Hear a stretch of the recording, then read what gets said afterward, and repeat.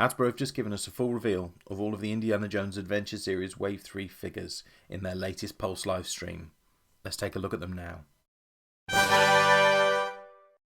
Hi there, Chris the Geek Figure Fan here, and I'm here to bring you another update on the Indiana Jones Adventure Series line. We've been expecting this video for some time. Back at Star Wars Celebration, this same team at Hasbro brought us the Wave 2 figure reveal, along with pipeline reveals for Wave 3. So we already understood what figures were going to be in Wave 3, we'd just never seen them in figure form. Yesterday, the 28th of June, Hasbro went live with a Pulse live stream, which you can check out in full on their channel, and they brought us a first look at all 6 of the figures from Wave 3, along with the build and artifact, which we'll get into in a few minutes. So what we'll do today is just really quickly take a look at all of the figures that they've released and what we think of each design now that we're seeing them in figure form.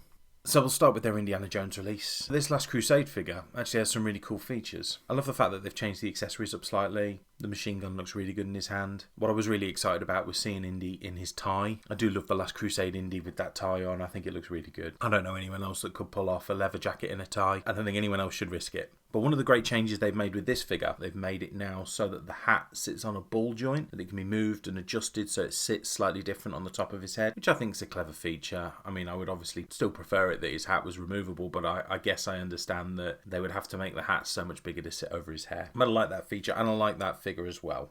The next reveal we got was an Elsa figure, and with Elsa we've got 2 replaceable heads, so we can have her with her slightly dishevelled hair, and we can also have her with a hat on.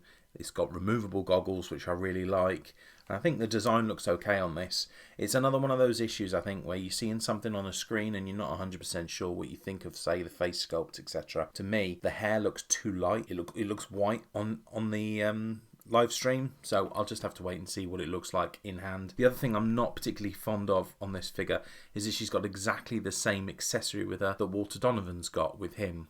Now, I understand that Walter Donovan is a retail exclusive, so you can't expect everyone to buy all of the figures, but it just seems cheap to put exactly the same Grail in both. But hey-ho, I think she's quite an effective figure either way. It'll be interesting to see what she looks like in hand out of box. But next we come to easily my favourite figure of this reveal, the Grail Knight. This figure looks fantastic, from the actor's likeness to the way that they're demonstrating chainmail on the figure, the sword, the cloak. It just looks excellent. I cannot wait to get this figure open. And while I'm looking at it, I'm thinking, God, I really want a few more sword and sorcery figures in my collection. I think it looks awesome. So yeah, cannot wait for Grail Knight. I think he's going to be amazing. We get to another release that I think everyone's been waiting for since day one, and that is a Daddy Indy figure, a Henry Jones figure. And this guy again looks really good. We get so many people who are in suits, and yet I still find all the figures interesting to look at. I really like the removable hat.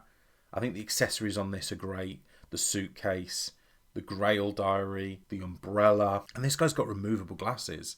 I think that's awesome. And I don't know if any of you have seen my review of Major Tote. I had some serious issues with the glasses on that figure and how it took me out of enjoying the head sculpt. The fact that they've got removable glasses, I think that's brilliant. That's exactly what I'm after. And then we get to the guys from Dial of Destiny, and I saw the film last night, loved it, thought it was really good fun, so at least I can look at these figures and kind of understand why they've chosen the clothing choices and the aesthetics that they've gone for. This Voller figure looks alright.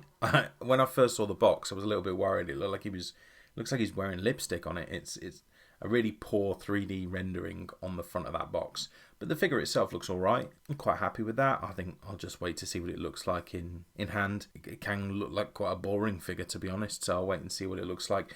I have a sneaking suspicion that they're probably withholding accessories that we don't see, that are perhaps part of the movie, and they don't want to reveal what those accessories are, because guy with satchel bag is not a great selling point, is it really? And then we move on to Ronaldo. Good likeness to Antonio Banderas, I think, on the face sculpt. I like that it's got a removable hat and they've managed to get it to sit over his hair. I think that's really good. I like the cane. Having seen the film, I don't want to give anything away. This wouldn't have been one of the figures I'd have released, but this is who we're getting. They know he's a big named actor, so they want to get a figure out of him, I suppose. But yeah, the figure looks fine. He's bottom of the list for me, I think, of things I'm looking forward to from this range. And then we move on to the build and artifact, which, if you've seen my wishlist video, this was exactly what I'd suggested as the build and artifact, which is sort of part of a Grail table So I'm really happy that they've clearly watched this video and listened to me. No, but I'm really pleased that that's what they've gone for. That'll look great standing on a shelf behind the Grail Knight. Elsa and Indy. You can have Donovan just about to drink from the chalice while Elsa is standing behind him with an identical chalice for some reason. But yeah, no, I really like that. I think that's going to look great. I think it's quite impactful. Well-made mould, I think, on the back there. I like that little recessed stone sculpture at the back. I think that looks excellent. And I mean, that's it for the reveals there. If you want to watch the full live stream, it's on Hasbro Pulse's website. There is also an interview with Karen Allen and John Rhys-Davies after that, where they talk about their likenesses in toy form. So if that interests you, obviously take a look at that. But yeah, what do you think of these announcements? I will say that I'm disappointed that we didn't get any more pipeline reveals. It concerns me that they're winding down this series, and I know I've voiced that concern before. We've still not had enough villain figures. Not had anybody from Temple. We've had, I suppose we've got Donovan and Elsa from Last Crusade, but I don't really class them as the big bads in my head. It's the Nazis. Come on, make sure that you're putting some in there. I might be wrong. What I'm hoping for is that they're perhaps delaying any pipeline announcement to come out, at San Diego Comic-Con in July. It's possible. I don't know what presence Hasbro has at that con, but I know that their presence at Celebration was quite extensive. So I'll have to wait and see. I just pray that they don't end it here. I mean, I know not everybody's going to be bothered. We've not had a single Kingdom of the Crystal Skull figure yet. But anyway, let me know what you think of these pipeline reveals now in figure form. Are you going to be pre-ordering them? Are you going to be purchasing them? We've got Wave 2 coming out very soon, so I'll be looking forward to getting my hands on those figures. I will pop up on the end card my wishlist video so that you can see what predictions I've made. Please consider subscribing as well for future news and reviews. It really does help my channel out hugely. Drop a like if you can. And yeah, take a look at the end card, see if there's any other videos you want to have a look at. Thanks ever so much for joining me today. Take care. Bye-bye.